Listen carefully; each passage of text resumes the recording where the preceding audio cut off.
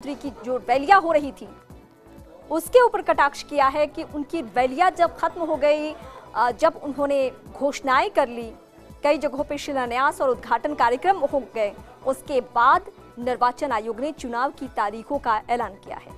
अब इसके पहले की बात करें तो 2009 हो या फिर 2014, चुनाव की तारीखों का ऐलान पहले ही हो चुका था। 29 फरवरी और 5 मार्च को। और इस बार की अगर बात करें तो 10 तारीख यानी कल चुनाव की तारीखों का ऐलान हुआ। तो समय को लेकर भी चौतरफा सवाल उठ रहे हैं और कांग्रेस पार्टी भी सवाल दाग रही है। जब मीडिया कर्मियों ने सवाल पूछे सीएम गहलोत से तो उन्होंने भी इस बात पर जोर दिया और साथ साथ चुनाव आयोग पर गंभीर सवाल दागे कि दबाव में काम कर रहा है चुनाव आयोग।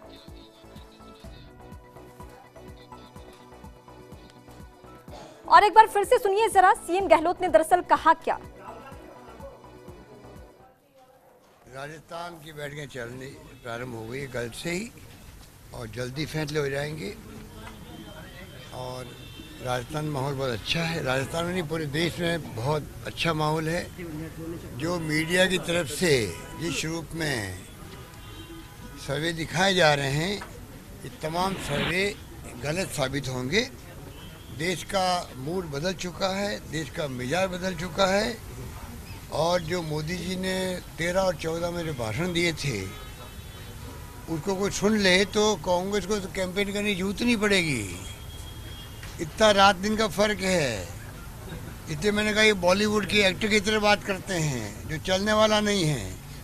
एक्टर जो एक्टिंग करता है फिल्मों में देख के हम खुश होते हैं, पर वो एक्टिंग ही होती है, सच्चाई कुछ नहीं होती है। तो मोदी जी की स्थिति बन गई है, वो अच्छे एक्टर की तरह उसमें पूरी तरह कामयाब है। वो उसी ढंग से एक्टिंग कर रहे हैं।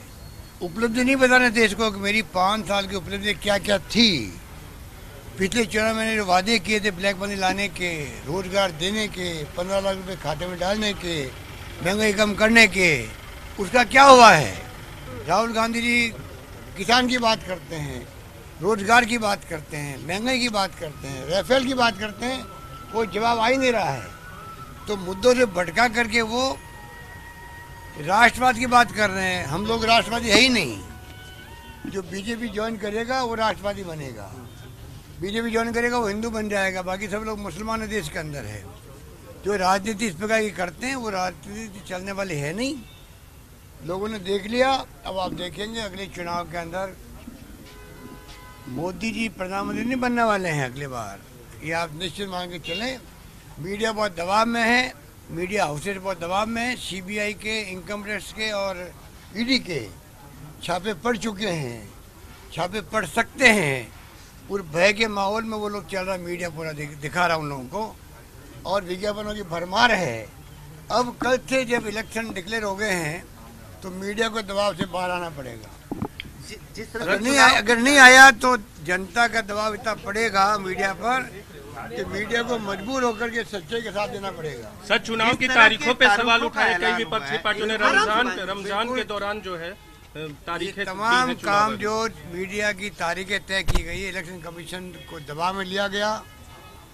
कभी 4 तारीख, कभी 6 तारीख, कभी 8 तारीख, कभी 10 तारीख, ये तमाम जो किया गया जानबूझ करके पीएमओ में बैठ करके पूरा प्रोग्राम बना है। उसके आधार पर सुझाव दिए गए हैं इलेक्शन कमीशन को। ऐसा लगता है जनता को, सच्चाई क्या है ये तो इलेक्शन कमीशन बताएगा। परंतु दबाव में आकर के जब तक प्रधानमंत्री जी के दौरे पूरी तरह उद्घाटनों के और शिलान्यास के जम के पूरे हो गए तब जाके डेट डिक्लेयर हुई है। ये अच्छी बात नहीं है। इलेक्शन कमीशन के ऊपर इस देश के लोकतंत्र को बचाने की बहुत बड़ी जिम्मेवारी होती है। निष्पक्ष चुनाव करवाए वो पूरे पार्टी, चाहे पक्ष हो विपक्ष हो, इलेक्शन कमीशन के साथ में है। उसके बाद में मैं समझता हूँ जिस प्रकार की तारीखें बदली गई उसको लेकर संदेह पैदा होते हैं, ये मेरा मानना है। रमजान में पे क्या कहना, कई पार्टियों ने कहा है कि रमजान की बात तो छोड़ दीजिए। जब पूरे वो तो किसी को मानने के लिए तैयारी नहीं है।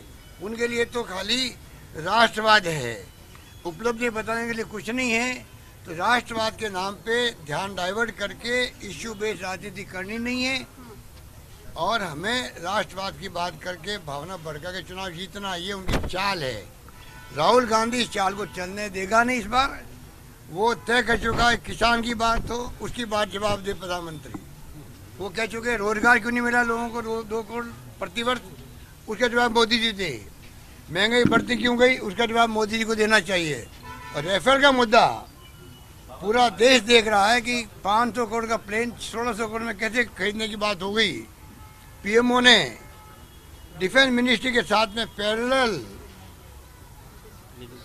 राफेल खरीदने के लिए प्रोसेस शुरू क्यों किया। मेरी जानकारी के अंदर आज तक इतिहास में कभी नहीं हुआ होगा कि डिफेंस का काम पीएमओ करे। इसकी सच्चाई सामने आनी चाहिए। तो मेरा मानना है कि अल्टीमेट विजय सत्य की होगी और सत्य जो है कांग्रेस के साथ में है।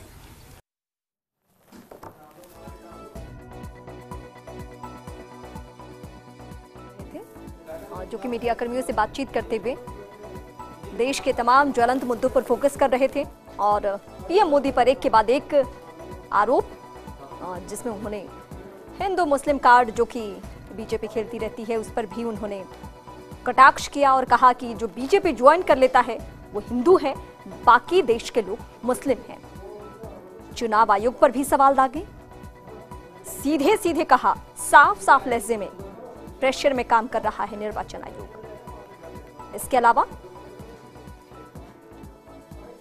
चुनाव आयोग पर लोकतंत्र बचाने की जिम्मेदारी है, लेकिन ऐसा मौजूदा वक्त में हो नहीं रहा। चुनाव आयोग